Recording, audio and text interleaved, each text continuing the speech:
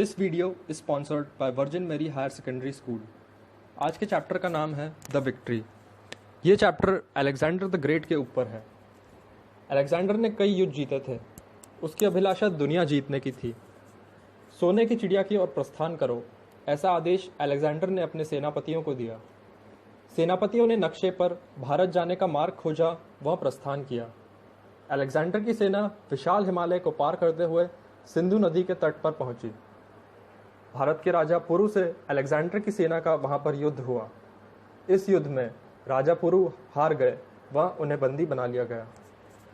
Alexander Bharat की अपनी पहली विजय से बहुत खुश था।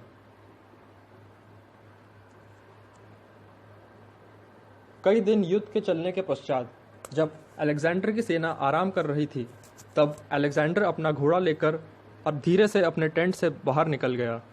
उसने सोचा कि वहां जाकर देखे कि भारत में आसपास कैसा नज़ारा है।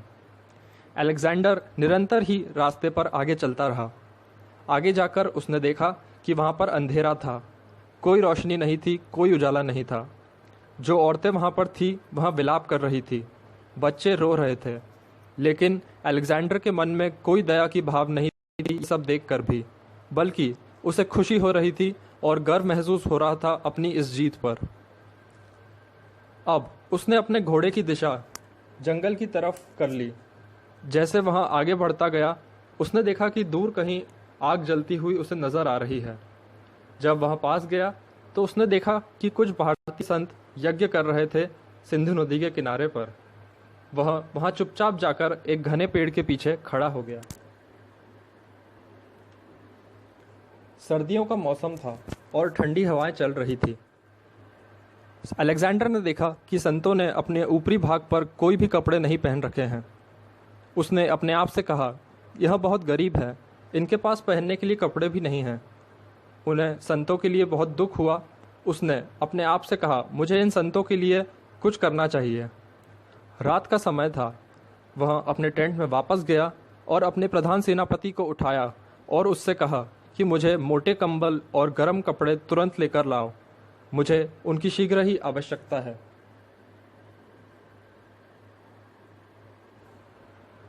कई मोटे कंबल और गर्म कपड़े सेनापति लेकर हाजिर हुआ और कुछ ही समय में उनके घोड़ों पर लाद दिए गए और अलेक्जेंडर स्वयं उनको लेकर जंगल की ओर फिर से चल पड़ा।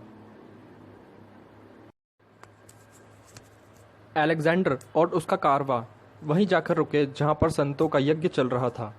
अलेक्जेंडर ने देखा संत अभी भी श्लोकों का उच्चारण करने में व्यस्त थे।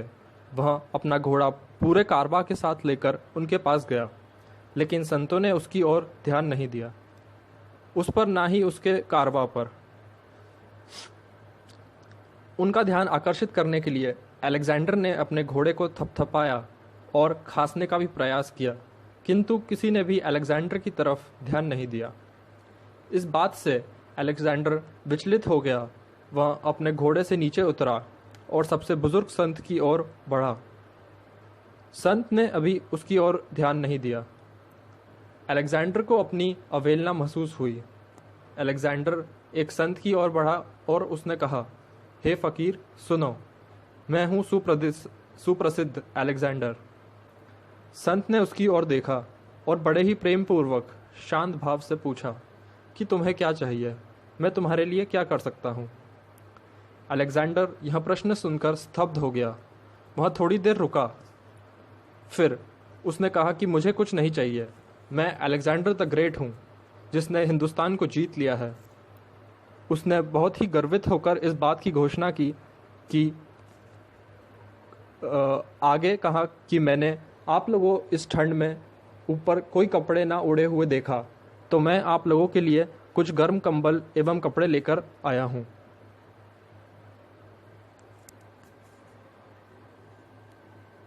अब सभी संतों ने अलेक्जेंडर की ओर तीखी नज़रों से देखा।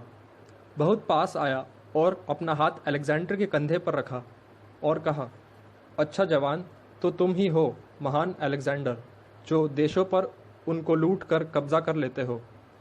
अब संत जोर से हंसे और उन्होंने कहा, मुझे बताओ मेरे बच्चे, क्या कोई चोर कभी कुछ जीत सकता है या कभी कुछ दे सकता है? अब संत ने अलेक्जेंडर की आंखों में देखा। अलेक्जेंडर का चेहरा पूरी तरह पीला पड़ गया था और उसे समझ में नहीं आ रहा था कि वह अब क्या करे। वहाँ एक बुद्ध बनकर खड़ा रहा। संत ने आगे कहा, बच्चे, अगर तुम सच में दुनिया जीतना चाहते हो तो पहले लोगों के दिलों को जीतो। जहाँ तक हमारी बात है, हम इस दुनिया को छोड़ चुके हैं और हमें कुछ भी नहीं चाहिए। जो हमारे पास है हम वह भी तुम्हें दे सकते हैं। अब तुम बताओ, तुम्हें क्या चाहिए? अलेक्जेंडर को अपने कानों पर विश्वास नहीं हुआ। उसने कभी भी ऐसा नहीं सुना था और ना ही देखा था। आत्मग्लानि से अचानक उसका मन दुखी हो गया और संत का अभिवादन करते हुए बिना कुछ कहे वह अपने घोड़ों पर चढ़कर अपने शिविर की ओर वापस लौट गया और उसका कारवां उसके पीछे पीछे चलता गया। सुबह का वक्त था। अलेक्जेंडर को चिड़ियों की चहचहाट सुनाई दी। वह अपना निर्णय ले चुका था। उसने हिंदुस्तान में आगे की ओर बढ़ने का विचार छोड़ दिया था। राजा पुरु को भी उसने आज़ाद कर दिया था और भारतवर्ष को आगे जीतने का मन बनाया था। वह भी छोड़ दिया था।